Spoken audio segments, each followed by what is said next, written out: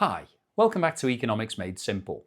In the previous videos, we've looked at supply and demand, elasticity, market failure, and GDP.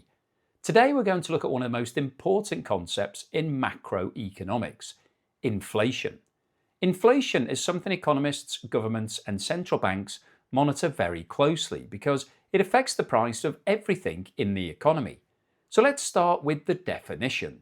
Inflation is defined as a sustained increase in the general price level of goods and services in an economy over time.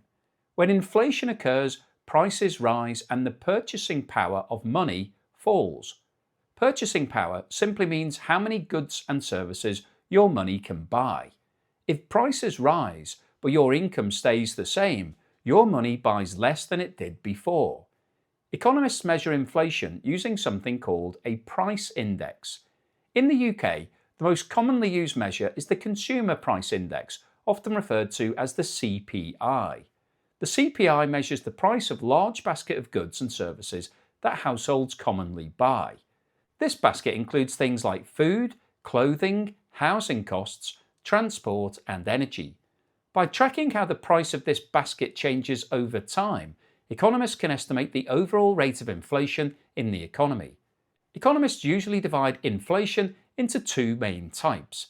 The first is demand-pull inflation. Demand-pull inflation occurs when aggregate demand in the economy grows faster than the economy's ability to produce goods and services. In other words, demand exceeds supply. When this happens, businesses can raise prices because there are more buyers competing for the same goods. Economists often describe this as too much money chasing too few goods. The second type is cost-push inflation. Cost-push inflation occurs when the costs of production increase for businesses. These costs might include wages, raw materials, energy, or transport costs. If businesses face higher costs, they often raise their prices in order to maintain their profit margins. Those higher prices are then passed on to consumers. Let's look at a simple real-world example.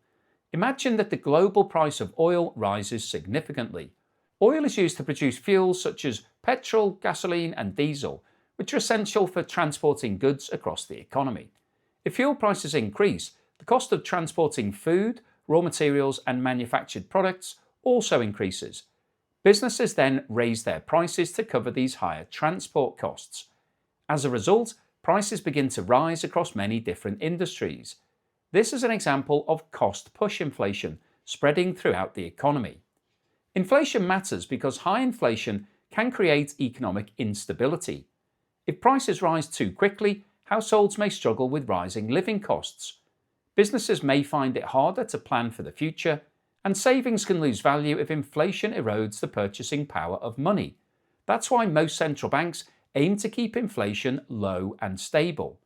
In many countries, the target inflation rate is around 2% per year. So to summarise, inflation is a sustained increase in the general price level in an economy. It reduces the purchasing power of money. It is commonly measured using price indexes such as the Consumer Price Index, and economists often distinguish between demand-pull inflation and cost-push inflation. In the next video, we'll look at another key macroeconomic indicator: unemployment.